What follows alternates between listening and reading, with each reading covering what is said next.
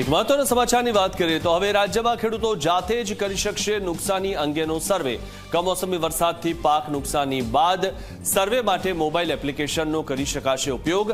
કૃષિ પ્રગતિ એપ્લિકેશન પર ખેડૂતો જાતે પાક નુકસાની અંગે સર્વે કરી શકશે। ખેડૂતોએ મોબાઈલમાં એપ્લિકેશન મારફતે જાતે જ સર્વે કરી શકશે અને જે તે ખેતરના સર્વે માટે ખેતરના 100 મીટર વિસ્તારમાં રહેવું પડશે। પાક નુકસાની ઓપ્શન પર જઈને સર્વે નંબર અને હદ ચકાસણી કરવાની રહેશે। ખેડૂતે પાકનું નામ, વાવણી લાયક વિસ્તાર પણ આપવાનો રહેશે।